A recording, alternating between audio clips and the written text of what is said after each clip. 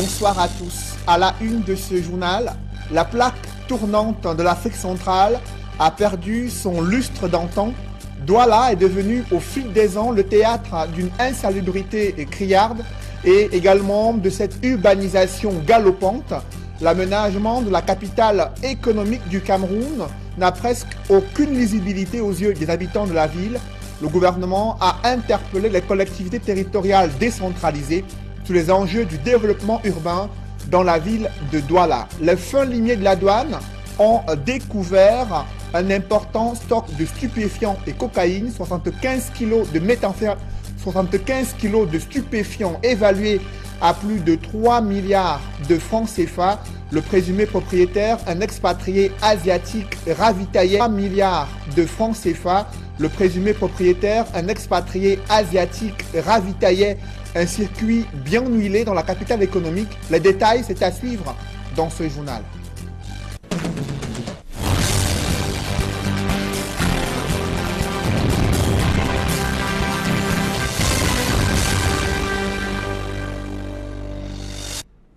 Merci de suivre cette édition complète de l'information sur Equinox Télévision. Comment lutter contre les accidents de la circulation? Le sujet préoccupe les acteurs du secteur des transports. Une organisation syndicale des transporteurs routiers s'est réunie à Yaoundé pour sensibiliser ses membres sur les attitudes à adopter sur les principaux axes routiers au Cameroun. Des précisions avec Élisée Bogba et Ike Cyril. Près de 25 morts dans un accident de la circulation sur la falaise de Tchang dans le département de la Ménois. Il n'en fallait pas plus pour que les syndicats des transporteurs sortent de leur torpeur. C'est donc pourquoi les syndicats des transports routiers du Cameroun se sont décidés de s'asseoir pour essayer de s'interroger eux-mêmes sur cette problématique-là. Voyez-vous, le transport est quand même notre profession. Et nous avons un peu remarqué que très souvent nous sommes un peu à l'écart. Nous avons donc désormais décidé de nous approprier, n'est-ce pas, notre profession et d'être désormais ceux-là qui doivent accompagner, donner, n'est-ce pas, au gouvernement des propositions idoines pour juguler des questions comme celle des accidents de la route. Un séminaire de sensibilisation est organisé en Balmayo, dans le département du Nyong-Esso, sur le thème de la problématique de la sécurité et prévention routière au Cameroun au regard de la récurrence des accidents de la route. Les organisations syndicales des transports routiers du Cameroun invitent l'ensemble des acteurs du secteur des transports à la réflexion dans le but d'apporter une réponse concertée acteurs du secteur des transports à la réflexion dans le but d'apporter une réponse concertée à la problématique des accidents de la route. Quand il y a hécatombe, il y a forcément quelque chose qui coince quelque part. C'est pour ça qu'on est là aujourd'hui, pour essayer d'étudier, de s'interroger, de poser des questions, toutes les questions, et au terme de ce séminaire, produire un document cadre qui sera, n'est-ce pas, le produit des acteurs eux-mêmes. Au cours des échanges, les participants ont tablé sur les causes des accidents de la circulation, notamment l'état des véhicules, la qualité des infrastructures routières, le dispositif de protection et même le rapport des croyances et valeurs socio-culturelles avec la prévention des accidents de la route au Cameroun. Je vous le disais en l'instant, la plaque tournante de l'Afrique centrale perd son lustre d'antan. Douala est devenu au fil des ans le théâtre d'une urbanisation galopante et d'une insalubrité criarde. Où est passé le plan d'urbanisme et d'aménagement de la capitale économique du Cameroun? Les habitants de la ville de Douala s'interrogent. La communauté urbaine rassure sur les dispositions qui sont en train d'être mises en œuvre pour ce plan d'urbanisme. Cependant, il manque cruellement des moyens financiers pour accompagner ce grand projet d'aménagement urbain. Des précisions avec Innocent Abega et Julingue Nyondé. Le plan d'urbanisation de la ville de Douala, présenté comme solution au désordre urbain et l'occupation anarchique des espaces. Plusieurs grands projets, dont certains ont déjà été entamés, devraient donner un nouveau visage à la capitale économique du Cameroun. Affirmation faite par le délégué du gouvernement auprès de la communauté urbaine de Douala. Le plan d'urbanisation s'est attaqué aux entrées est et ouest de la ville. Le plan d'urbanisation a voulu que on décongestionne certaines zones urbains qui sont enclavés. On gestionne certaines zones urbaines qui sont enclavées, par exemple Douala Nord. Maintenant, avec le prolongement du boulevard de la République, c'est une voie pour que Douala Nord soit oxygéné. Donc, la mise en œuvre a déjà commencé. Les travaux ouverts ce 25 janvier 2018 concernent principalement des pôles secondaires de Logbussou, PK14 et Ndokoti. Une lutte acharnée contre l'étalement urbain incontrôlé y sera déclenchée pour permettre de mieux gérer la mobilité urbaine et réduire les déplacements des habitants des quartiers périphériques. Des projets qui demandent d'énormes ressources, d'où l'interpellation du premier magistrat de la ville de Douala. En fait, il y a un certain nombre de projets qui vont donc démarrer. Et les mécanismes, les stratégies que nous voulons mettre en place, c'est de les booster. Faire participer au maximum, vous, le secteur privé. Parce que les moyens que nous avons maintenant, on peut faire les orienter vers des projets, on dit de souveraineté. Ça, c'est social. Les retombées aussi de tous ces projets vont nous permettre donc d'abonder vers les équipements sociaux. Les organisateurs annoncent dans les prochains jours la création d'un institut pour les investissements et la recherche des financements nécessaires à la réalisation de tous ces projets à Douala. Et ces projets infrastructurels intéressent de plus en plus le Canada. Le haut-commissaire de ce pays a rendu visite au ministre des Travaux publics pour marquer son intérêt pour les grands projets d'entretien routier, également les grands projets structurants en cours de réalisation au Cameroun. Des précisions avec Guy Zogo dans ce reportage. Pour ses premiers pas au Cameroun, le nouveau commissaire du Canada a fait escale au ministère des Travaux publics pour un tête-à-tête avec le chef de ses départements ministériels. Escale au ministère des Travaux publics pour un tête-à-tête avec le chef de ses départements ministériels. C'était mon premier échange avec le ministre des Travaux publics. Alors, ça me fait très plaisir d'avoir eu cette rencontre. Et la premier objectif, c'était de faire un peu connaissance. Et après ça, on a discuté un peu des différentes opportunités là, de collaboration entre le Canada et le Cameroun. De cet entretien, la diplomate canadienne précise que son pays a non seulement identifié bien des points d'intérêt au Cameroun, mais aussi dispose d'une réelle expertise pour leur mise en valeur.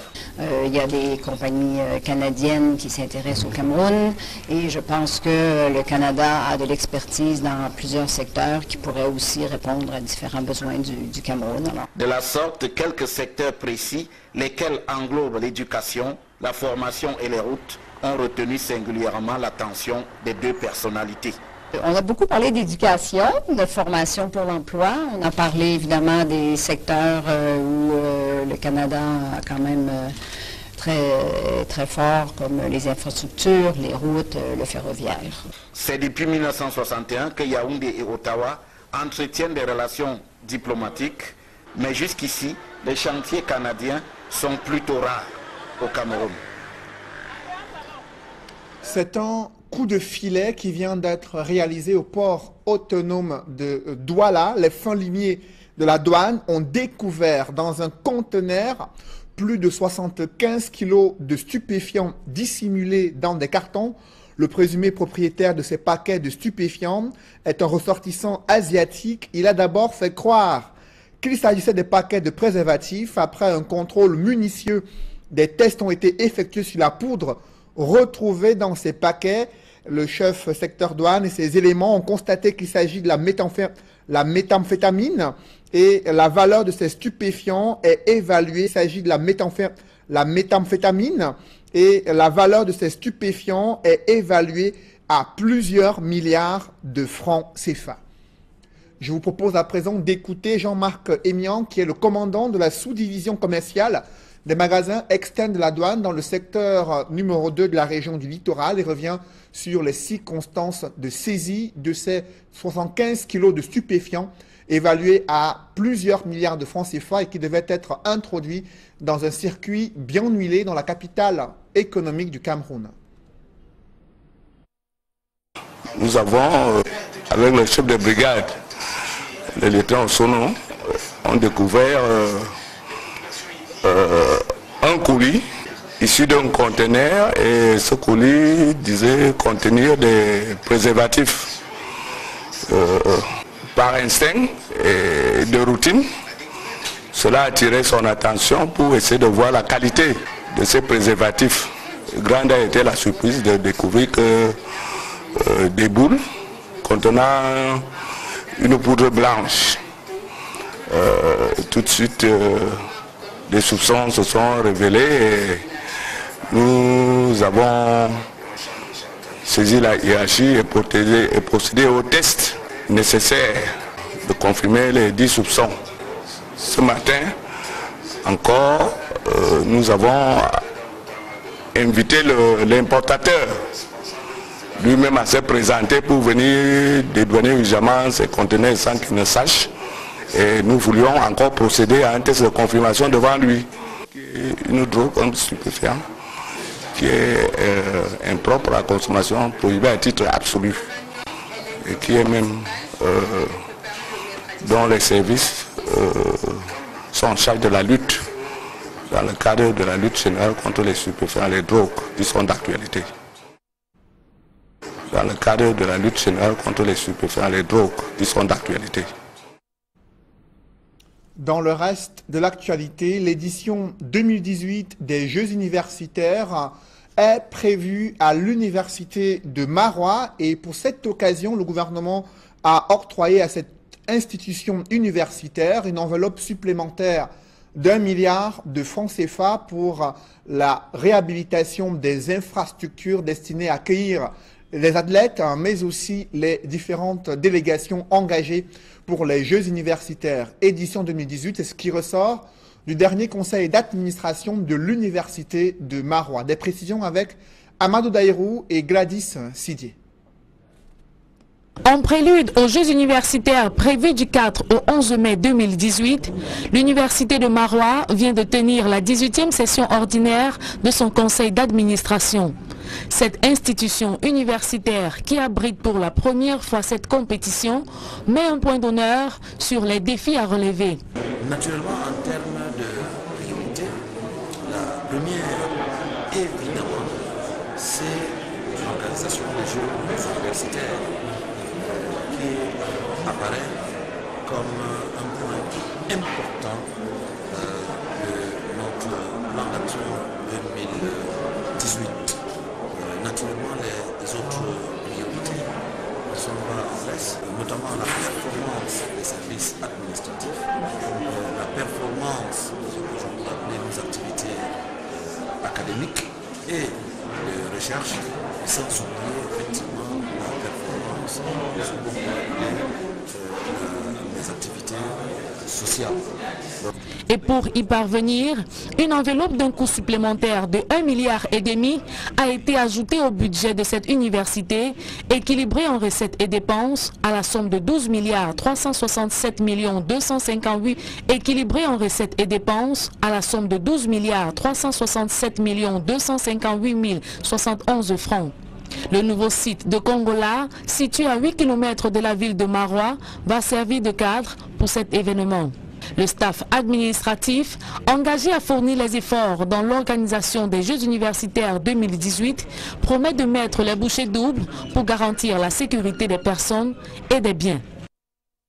Un reportage de Julienne Berthe-Bissaï sur la situation à l'université de Marois qui doit accueillir d'ici les périodes de Pâques justement les Jeux universitaires édition 2018. Restons dans le septentrion où une mission d'Elecam y a séjourné pour évaluer le processus électoral. Les membres d'Elecam ont voulu connaître la situation dans cette région qui subit les affres de la guerre contre le terrorisme. Les membres de l'ECAM également se sont exprimés sur la position de cet organe, sa neutralité, et ont encouragé tous les acteurs politiques et acteurs sociaux à s'impliquer davantage dans le processus électoral. Le chef de cette mission, le docteur Adamou Alioum, a promis que l'ECAM sera à la hauteur des échéances électorales qui doivent se tenir cette année 2018. je vous propose d'écouter le docteur Adamou Alioum sur l'organisation du processus électoral dans la région de l'extrême nord. Pour faire en sorte qu'on réalise des élections paisibles, acceptées par. Et donc dans l'ensemble, je crois que tout le monde apporte son grain de sable pour construire l'édifice. Donc l'édifice qui est un Cameroun démocratique et prospère. Le gouvernement ne manque pas d'interpeller les collectivités territoriales. Le gouvernement ne manque pas d'interpeller les collectivités territoriales décentralisées sur les enjeux du développement urbain. C'est le cas à Douala où le ministre de l'Habitat et du Développement urbain a interpellé et exhorté la communauté urbaine de Douala à améliorer les conditions de vie des populations, également à mettre fin à l'insalubrité afin que Douala soit une ville propre, prête à accueillir la Cannes 2019. Et l'entreprise en charge de la salubrité a également réagi. Elle appelle le gouvernement à régler ses factures à temps pour permettre à ce que la ville soit propre comme l'exige le gouvernement. Des précisions dans ce reportage de Mitterrandam et Mitterrandam et également Donald Brice Kamgan. Un léger mieux est observé dans la collecte des ordures à Douala. Ici comme à Yaoundé, l'entreprise en charge du secteur est remobilisée par la première tranche de la dette que le gouvernement vient de lui verser. Nous avons vu comment est-ce que Isacam s'organise pour pouvoir, n'est-ce pas, enlever les ordures dans des poches difficiles qui ne sont pas accessibles dans la journée. Aujourd'hui, nous avons vu comment est-ce que la même société essaie de tout faire pour, n'est-ce pas, enlever ces ordures. Et nous avons vu que ce n'est pas évident, ce n'est pas facile. Il y a de l'embellie. Mais combien de temps cette embellie que constate le Mindu durera-t-elle? Toute une affaire. Isacam, qui fera désormais avec la concurrence, dit espérer que les pouvoirs publics paient continuellement leurs dettes. Courant décembre, on nous a avancé 6 milliards. Ils sont venus voir si on a fait bon usage de ces 6 milliards. Effectivement, oui, nous avons fait bon usage de ces 6 milliards. Mais il faut qu'ils continuent à payer. Sinon, ça peut être perturbé. Parce que si sur 14 vous donnez 6, vous n'avez pas fait la moitié. Face au ministre de l'Habitat, les responsables... Vous donnez 6, vous n'avez pas fait la moitié. Face au ministre de l'Habitat, les responsables de l'entreprise présentent la décharge de PK10 déjà saturée. Jean-Claude Mbouenchou annonce qu'un nouveau site d'un hectare sera mis à disposition à Bonabéry. Le ministre instruit par ailleurs aux autorités de la ville la multiplication des zones de collecte et des bacs. Le délégué du gouvernement, quant à lui, fait le point de la stratégie de développement de la ville. L'assainissement, d'une manière générale, intègre aussi la maîtrise de l'écoulement des eaux de pluie et des eaux usées. Vous voyez, donc il y a un vaste programme aussi maintenant de calibrage, de bétonnage, de près de 50 km linéaires de drain. Douala, porte d'entrée du Cameroun, le gouvernement tient à montrer son visage le plus reluisant à la Coupe d'Afrique des Nations 2019. Des soldats et chefs de troupes désormais outillés sur les stratégies d'influence à utiliser sur le théâtre de la lutte contre les assaillants séparatistes dans la région du sud-ouest et également la région du nord-ouest. Durant plusieurs jours, ils ont été édifiés sur les stratégies visant à susciter l'adhésion des populations au combat que mène l'armée camerounaise pour préserver l'intégrité du territoire et inviter les populations à coopérer afin de débusquer les éventuels terroristes dans les régions anglophones. Et à ce sujet, je vous propose d'écouter l'un des séminaristes, le lieutenant-colonel Arsène Diana, qui revient sur la formation qu'ils ont reçue durant près d'une semaine à Douala. Nous sommes prêts à implémenter effectivement cela et pendant ce séminaire, nous avons appris un certain nombre de procédures. Il s'agira pour nous, pour la mise en œuvre de ces enseignements, de nous appuyer par exemple sur des actions civilo-militaires, la communication opérationnelle, des actions civilo-militaires, la communication opérationnelle, des opérations psychologiques, l'engagement des relais d'influence et également, en cas de nécessité, des forces spéciales peuvent être également mises à contribution pour atteindre justement cette finalité que j'ai précisée en tout début, un espace des opérations pacifiées avec des populations acquises à notre cause et qui comprennent le bien fondé des actions que nous sommes en train de mener sur le terrain. En culture, la littérature camerounaise souffre d'un manque d'engagement et de lisibilité. L'association des poètes et écrivains avoue qu'elle rencontre de sérieuses difficultés dans un pays où il y a peu d'intérêt accordé à la lecture et l'engagement des écrivains. C'était la rentrée littéraire 2018, une occasion pour ces écrivains et poètes de manifester leur intérêt pour éclairer la société camerounaise et bénéficier davantage des appuis de la part du gouvernement. Joël Essenge et Gizogo.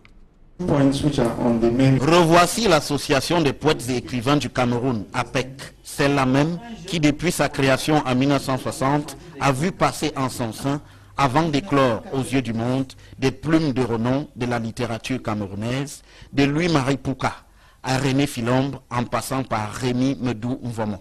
Le retour au devant de la scène passe par la rentrée littéraire 2018. Héritage qui nous vient du passé, de 1960, etc., nous avons bien l'intention de le fructifier. Et pour le faire, nous avons procédé à l'analyse, au diagnostic de la situation actuelle de la littérature camerounaise. C'est à partir de cette situation-là que nous allons projeter l'actuel de la littérature camerounaise. C'est à partir de cette situation-là que nous allons projeter l'activité, n'est-ce pas, de promotion et de valorisation. Pour ce comeback, c'est un florilège d'activités qui est prévu, notamment avec une campagne de familiarisation des élèves avec les auteurs camerounais au travers des lectures de leurs œuvres et des échanges au sein des établissements scolaires. Dans le vivre ensemble, qui va être comme le grand principe, n'est-ce pas, du nouveau Cameroun, il va falloir que si nous voulons participer à ce grand mouvement-là, qu'on le bâtisse d'abord à notre propre sein corporatif, que les auteurs, dans leur grande diversité, se forment en gerbe et que cette gerbe donne ses couleurs à la nation. Loin donc des Voltaire, Balzac, Zola et autres Jean-Paul Sartre qui peuplent généralement notre quotidien littéraire, les écrivains camerounais seront pour une fois de sortie grâce à la PEC. Et il faudra s'y faire à Pabé Mongo, Sophie Françoise Yap, Chantal Juline Laine, Don Aroga, Thierry Abounkili et autres Francis Até, Evelyne Poudigolet et Olama Aristide. La croisade littéraire de la PEC pour son grand retour se déroule jusqu'au 31 janvier à Yaoundé.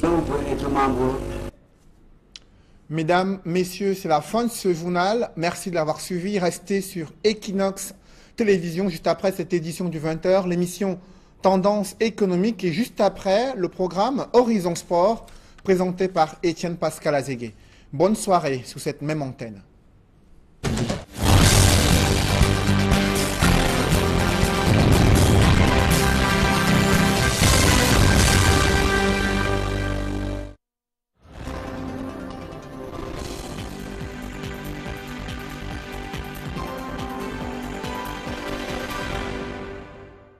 Bienvenue sur Tendance économique.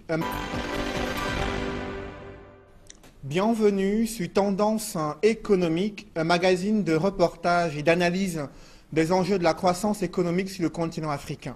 À l'heure actuelle, le système énergétique est incapable de soutenir le développement économique au Cameroun.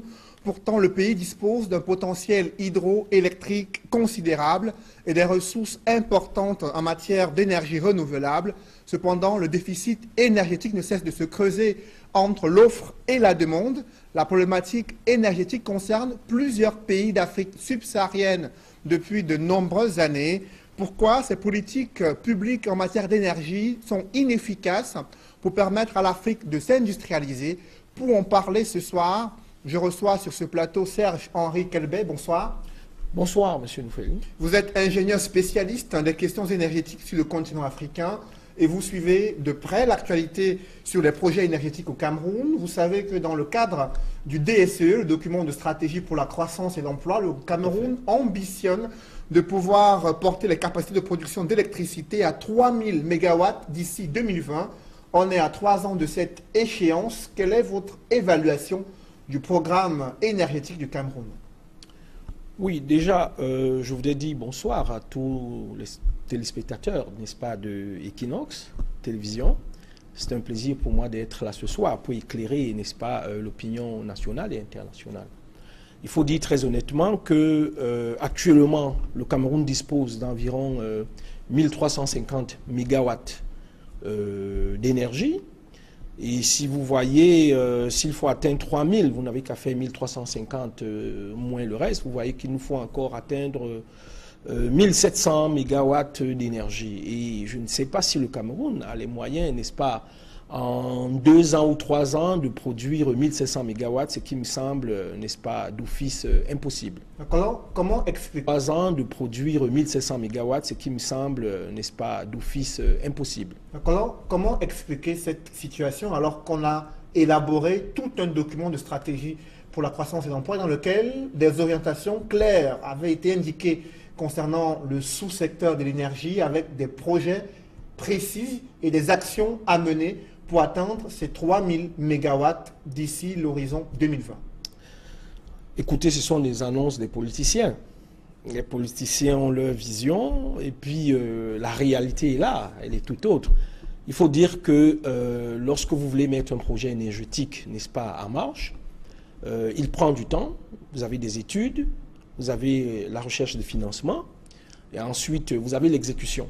Ce qui se passe au Cameroun, c'est que nous avons mis beaucoup de temps sans investir dans le secteur de l'énergie, environ 15-20 ans. Et donc, nos capacités énergétiques ont stagné alors que la population augmentait. Ça, c'est la première des choses.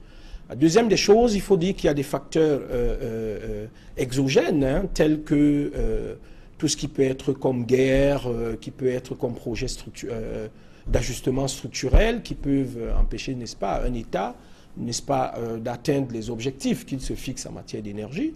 Mais le problème le plus visible, perceptible au Cameroun, c'est que jusqu'aujourd'hui, et je l'ai souvent dit, n'est-ce pas, dans certains plateaux où j'ai eu l'occasion de m'exprimer, la politique énergétique camerounaise est mal pensée jusqu'à l'heure. Justement, quelles sont les défaillances que vous avez identifiées dans cette politique publique en matière d'énergie au Cameroun?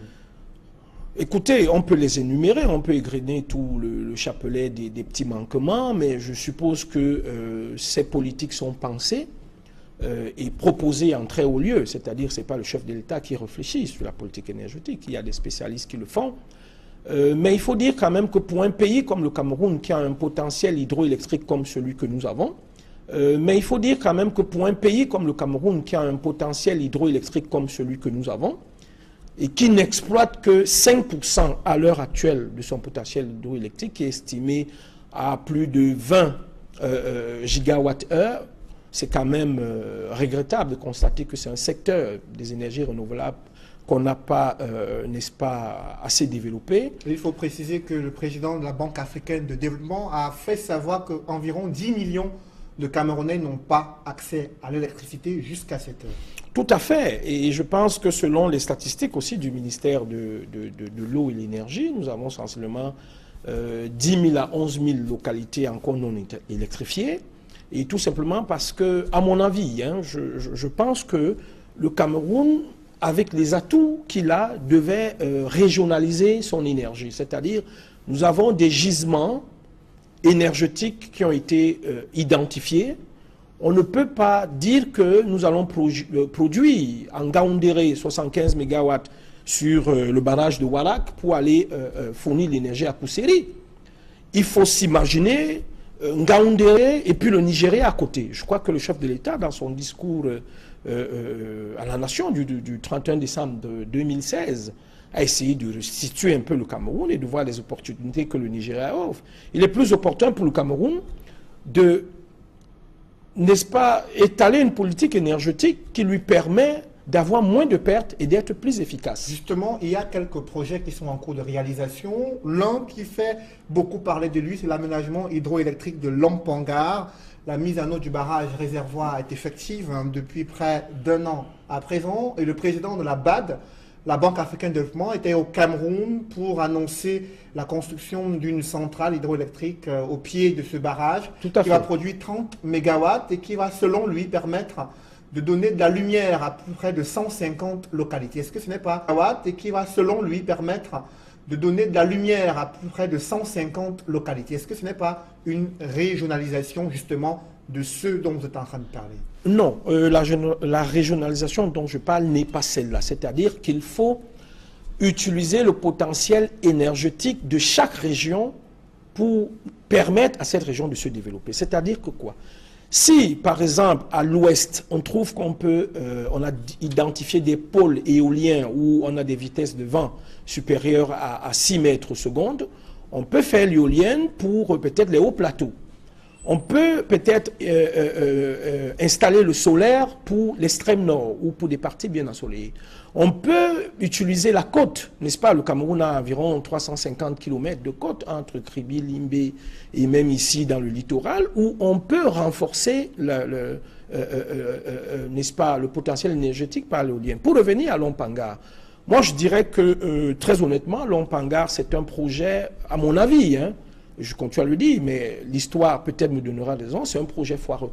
Pourquoi c'est un projet foireux? Parce que l'on voit une mobilisation de nombreux experts. Écoutez, vous ne pouvez pas mettre 200 milliards pour produire 30 mégawatts. C'est vrai que Lompangar permettra aussi à Edea et à son loulou, n'est-ce pas, de pouvoir fonctionner. Il y a un barrage de réservoir, justement, tout à fait, qui va contenir... de fonctionner à leur maximum durant les périodes d'étiage. Et une usine, une centrale de 30 mégawatts, est-ce que ces deux projets combinés écoutez, avec 200 milliards, dans le cadre de la décentralisation, la loi de la décentralisation, enfin, la décentralisation a été voulue, n'est-ce pas, par le chef de l'État depuis 1996. Le chef de l'État a promulgué la loi, je crois, numéro 22/98 du 24 décembre 1998 sur la libéralisation, par 98 du 24 décembre 1998 sur la libéralisation. Et vous voyez donc qu'à partir de la décentralisation, en passant par cette loi, il faut donner aux collectivités locales décentralisées la possibilité d'être autonomes énergiquement. C'est-à-dire que quoi? Les communes aujourd'hui, pour éviter des pertes, voyez-vous, nous produisons l'électricité à Son Loulou ou à Edea pour aller alimenter Bafoussam. Il faudrait que les communes puissent se doter d'un potentiel énergétique, des infrastructures énergétiques, pour elles-mêmes impulser leur économie. Et si on avait pris 200 milliards pour faire une quarantaine de barrages de 5 mégawatts, par exemple, je pense que les économies camerounaises auraient bougé, parce que la construction d'un barrage d'environ 5 mégawatts peut drainer une population, des travailleurs, 500 à 1000 travailleurs.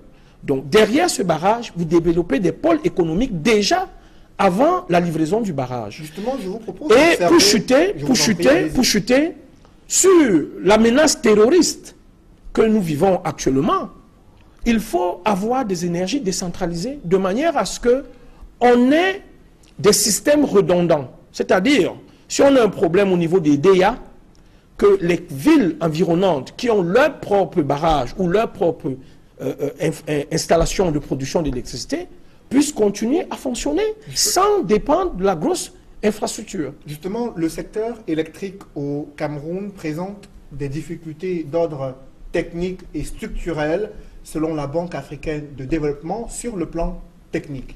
Quelles sont les difficultés que vous avez identifiées? Sur le plan technique, on peut citer quelques difficultés, n'est-ce pas, qui sont liées déjà au relief, ça il faut le dire, c'est-à-dire on peut parler de la construction du barrage au relief, ça il faut le dire, c'est-à-dire on peut parler de la construction du barrage de Yassombengue, il y a par exemple Sondon, qui pose un certain nombre de problèmes techniques qu'il faille, n'est-ce pas, déjà d'abord résoudre. Et maintenant, sur le plan structurel, il faut dire aussi que sur le plan structurel, on note par exemple les politiques, n'est-ce pas, mises en place, c'est-à-dire les priorités peuvent être inversées. Vous avez par exemple la lutte acharnée que nous menons contre Boko Haram, qui nous coûte de l'argent. Et il y a, n'est-ce pas, l'organisation des Coupes d'Afrique des Nations, la Coupe d'Afrique des Nations qui arrive, où de manière prioritaire, le pouvoir central de Yaoundé peut décider de changer de cap. Déjà, je veux dire que la majorité des projets qui ont été cités, lancés par le chef de l'État, ont pris un retard énorme. Il faut le préciser, hein, il y a 3 ans, le minimum c'est 3 ans. Il y a justement ce barrage de Memvele dont on n'en parle pas beaucoup, pourtant il devait être mis en service cette année 2017, on parle désormais de fin 2018. Qu'est-ce qui explique ces retards dans les projets énergétiques? Pourtant, ils sont un pilier important pour l'industrialisation du pays.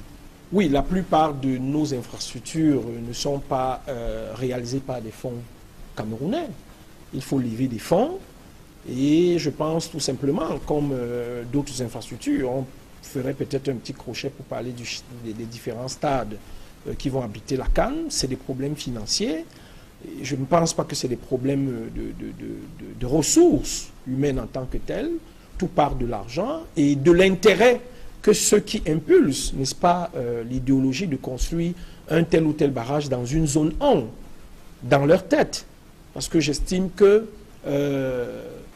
une zone 1, dans leur tête, parce que j'estime que les politiques mises en place actuellement en termes d'énergie ne sont, à mon avis, pas convaincantes pour accompagner le Cameroun dans son émergence. Déjà pour 2020, nous avons un retard de 1700 et plus de mégawatts. En 2025, nous aurons peut-être 2600 mégawatts si nous livrons tous les projets que le chef de l'État a cités, c'est-à-dire Natigal, Makai, Sombengue, Memvele, Warak et Sondong, par exemple. Mais entre 2025 et 2030, nous avons 10 ans. Or, pour atteindre l'émergence, en 2035 au Cameroun, il faudrait que nous ayons sensiblement 20 gigawatts qui équivalent à 20 millions de mégawatts. 20 000 mégawatts, je veux dire 20 000 mégawatts. Votre analyse laisse transparaître ce problème de maîtrise de la demande sans cesse croissante de l'énergie. Est-ce qu'elle est prise en compte lorsque le Cameroun, justement, élabore et conçoit ses projets énergétiques? Est-ce que l'évolution de la demande en énergie est prise en compte dans l'élaboration des projets qui sont en cours? Oui, en fait, je pense que nous avons l'Institut national des statistiques qui existe, hein, et je crois que l'Institut national des statistiques fait un travail qu'on ne peut pas nier, mais tout simplement, c'est que depuis un bon bout de temps, le Cameroun court derrière son autosuffisance énergétique. Le Cameroun, jusqu'à présent, n'arrive pas à rattraper le gap que nous avons eu pendant 15 ou 20 ans de non-investissement dans le secteur. Et il se pose un problème, c'est l'apport ou l'arrivée des investisseurs privés. Justement, ces investisseurs privés sont au Cameroun depuis quelques mois, à travers ce projet Natigal, hein, où on a vu de nombreux Français, mais aussi des Américains et Canadiens, pour les projets de Sombengue, de Warak, mais qui ne sont qu'aux Américains et Canadiens, pour les projets de Sombengue, de Warak, mais qui ne sont qu'au stade des effets d'annonce. Les études de faisabilité ne sont pas encore finalisées et les travaux ne vont pas démarrer avant 2018. Le Cameroun va-t-il remporter cette course à l'électricité? Écoutez, nous sommes en train de payer cash, je peux dire,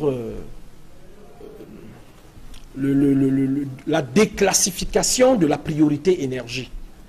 Il y a certainement eu d'autres facteurs qui ont amené les décideurs à Yaoundé de mettre un peu en parenthèse l'investissement dans le secteur de l'énergie, et nous sommes en train de payer le prix parce que pendant un bon bout de temps, on a cru que c'était la société Eneo qui devait investir sur les barrages. C'est vrai que lorsque Eneo arrivait au Cameroun, on avait environ 930 MW. Lorsque Eneo a passé les actions à Actis, on avait sensiblement 1300 MW, donc il y a un investissement, mais c'est à l'État d'investir.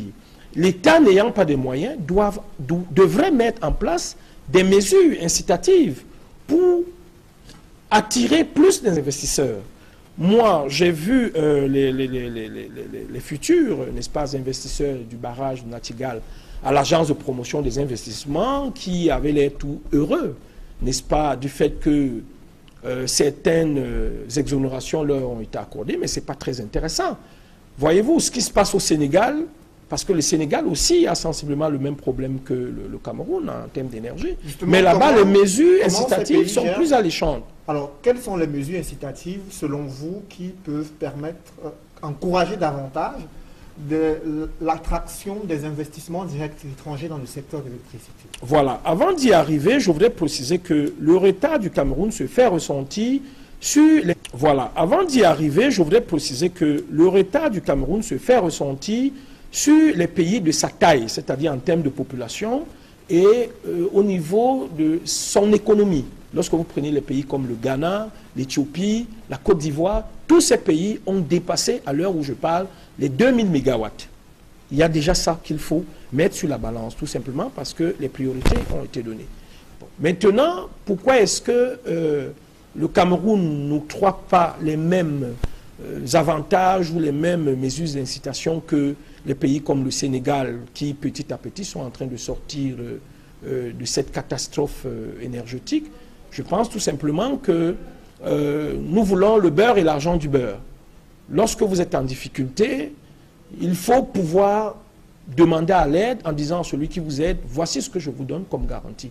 Le Cameroun n'est pas encore une destination attrayante pour l'investissement dans ce secteur. Je vais vous expliquer, moi qui vous parle, je suis porteur d'un projet énergétique au Cameroun. Quelles sont les difficultés que rencontrent les investisseurs qui viennent et qui sont intéressés par le secteur énergétique et qui souhaitent justement mettre des moyens et des capitaux pour pouvoir transformer ce potentiel?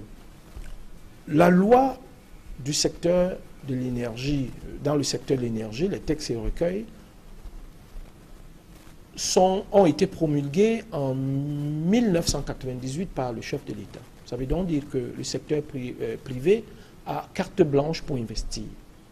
Mais seulement, le Cameroun, au niveau de, je dirais, de la taxe douanière, par exemple, des impôts, du type de contrat qu'il présente aux bailleurs de fonds, et je dirais même aussi qu'il y a ce problème, je ne dirais pas d'instabilité, mais le Cameroun n'est pas coté comme un pays.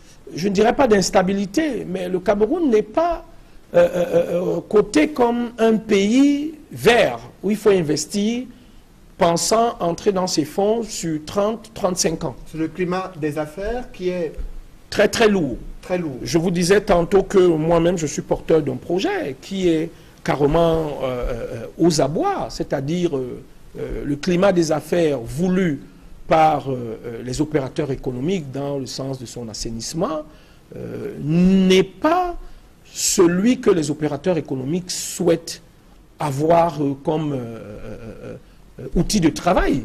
C'est-à-dire, vous ne pouvez pas venir signer un BOT et on vous dit, en plus du BOT, il va falloir que vous recrutez un tel nombre de personnes. BOT pour permettre à tous les téléspectateurs... C'est un buy and operator. C'est-à-dire, vous construisez un barrage, c'est un peu comme les PPP, un partenariat public-privé. Vous construisez un barrage, vous le gérez pendant 20-25 ans pour entrer dans vos frais. Or, la législation en matière énergétique, n'est-ce pas, en matière de droit énergétique, ne favorise pas le retour sur investissement des opérateurs économiques dans les plus brefs délais. C'est-à-dire que lorsque vous investissez, ce qu'on vous dit que vous allez prendre, vous allez avoir un retour sur investissement sur 25-30 ans, il faut être une banque qui n'a pas peur du risque. Or, la plupart de nos projets sont financés par la Société internationale de financement, qui travaille avec la Banque mondiale, la BAD, l'Union européenne. Donc pour vous, le risque d'investir reste très élevé dans le secteur de l'énergie, malgré les réformes qui ont été engagées jusqu'ici? Non, ce n'est pas moi qui le dis, ce sont les instituts de sondage, c'est-à-dire le Cameroun appartient à une zone orange qui n'est pas jaune ni verte. Le Cameroun appartient à une zone orange où les investissements sont encore pas jaune ni verte. Le Cameroun appartient à une zone orange où les investissements sont encore à risque. Justement, lorsque ces projets d'aménagement de Natchigal, de Warak et les autres seront exécutés dans les délais impartis, est-ce que cela va résoudre le problème du déficit au regard de l'énergie perdue dans le transport? Le déficit énergétique camerounais du Cameroun actuellement avoisine les 1000 MW. Si nous réalisons des barrages importants comme Natchigal, qui sont des projets consistants et nécessaires, n'est-ce pas, pour notre développement économique, et certains barrages tels que Son Loulou, qui sont d'une importance capitale, à mon avis, si ces barrages sont exécutés selon leur calendrier, cela sera très important et nous pourrons peut-être rattraper cet écart, ce gap. Mais je continue à dire que nous avons déjà pris beaucoup de retard sur la livraison du barrage de Lompanga, Meveleu et certainement Hydro-Menkim. Vous vous souvenez, le chef de l'État lui-même a parlé de Hydro-Menkim, qui est un barrage de 15 MW. C'est des micro-barrages comme ceux-là que le Cameroun, normalement, devrait peut-être rayer de ses projets et avoir des barrages plus consistants, tels que le Nounvouri, qui sera de 3000 MW, et qui permettra, n'est-ce pas, au Cameroun même d'exporter l'énergie vers le Nigeria, parce que vous avez aujourd'hui des réseaux interconnectés qui vont des régions économiques à une autre. Dans la sous-région CEMAC, nous avons le réseau interconnecté voulu qui est le PEJ, c'est-à-dire le pool économique des États de l'Afrique centrale, où on devait connecter à partir du Cameroun le Tchad, la République centrafricaine, le Congo, le Gabon, mais qui peine à être mis en place tout simplement parce que tous ces pays n'ont pas encore suffi à être mis en place tout simplement parce que tous ces pays n'ont pas encore suffisamment d'énergie. Justement, la problématique énergétique, on le constate, touche plusieurs pays africains. Quel est son impact sur les ambitions d'industrialisation de l'Afrique subsaharienne? Mais l'impact est tout à fait évident. Le GICAM, en ce qui concerne le Cameroun, dans son rapport, je crois, de 2015 ou 2014, disait que les opérateurs économiques perdaient environ 10 milliards de francs CFA suite au déficit énergétique, à l'instabilité du réseau. Et nous perdons sensiblement 1 point de croissance chaque année. Donc, je pense que c'est un problème redondant dans les autres pays. Bon, malgré que, enfin, je peux dire, heureusement que l'État du Cameroun est en train d'investir massivement sur la Sonatrel, qui va essayer, n'est-ce pas, de rattraper les pertes en énergie que nous avons eues pendant un bon bout de temps en bout de ligne à cause de la vétusté des équipements de transport. Mais cela ne va pas résoudre le problème. Justement, Serge-Henri Kelbet, je vous invite à voir comment l'Afrique surmonte ses difficultés énergétiques, industrielles pour amorcer son émergence. C'est le round-up de l'actualité économique sur le continent africain. C'est signé Nadine Yambo.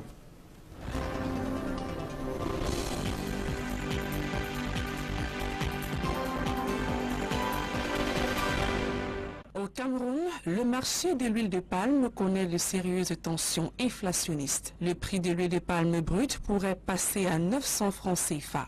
La demande d'augmentation du prix formulée par le principal producteur d'huile de palme est sur la table du gouvernement. Un tel réajustement ferait grimper la flèche des prix de l'huile raffinée et du savon de ménage. Les raffineurs des oléagineux sont aux abois. Dans un contexte de récession économique, ils dénoncent une heure des oléagineux sont aux abois. Dans un contexte de récession économique, ils dénoncent une demande injustifiée d'augmentation de l'huile de palme au Cameroun. Au Gabon, la recapitalisation des 3 banques publiques du pays en difficulté pourrait coûter 150 milliards de francs CFA. Dans un contexte marqué par une augmentation de la dette du gouvernement, la situation de ces banques pourrait entraîner un risque sur la stabilité budgétaire. Cependant, certains experts estiment qu'il serait préférable de liquider complètement 2 d'entre elles car cela reviendrait beaucoup moins cher qu'une tentative de recapitalisation. Au-delà de l'urgence d'une intervention qui existe pour ces 3 banques, le gouvernement gabonais s'est engagé à apporter son soutien au système financier tout entier en réponse à la dégradation dont il fait l'objet actuellement. Au Nigeria, la Banque centrale maintient son taux d'intérêt à 14% en raison de la baisse du Naira. Bien que le taux d'inflation du pays se soit élevé à 16,1% le mois de juin dernier, il reste loin du niveau ciblé par objectif, soit 6 à 9%. Dans un récent rapport, Bloomberg affirmait que seulement 2 sur 19 économies ont prédit que la Banque nationale abaisserait son taux d'intérêt. Il faut souligner que l'économie nigériane s'est contractée de 1,6% en 2016 dans un contexte où le secteur pétrolier dont il tire la majorité de ses revenus a pris un coup et l'agriculture connu une perte de vitesse. Au Ghana, la Banque centrale réduit son principal taux directeur de 150 points de base à 21%. Ceci en raison de la baisse du niveau des prix à la consommation. La coupe reflète le ralentissement des risques d'inflation soutenus par la stabilité du CEDI, la monnaie locale. La banque espère que l'inflation dans sa globalité continuera à diminuer et convergera vers son objectif de 8% en moyen terme avec une approximation de 2 points de pourcentage vers son objectif de 8% en moyen terme avec une approximation de 2 points de pourcentage plus ou moins en 2018. De 19% en 2016, l'inflation est descendue à 12% en fin juin dernier, convergeant vers l'objectif de régulateur de la politique monétaire ghanéenne. En rappel, la récente coupe est la 3e de cette année 2017.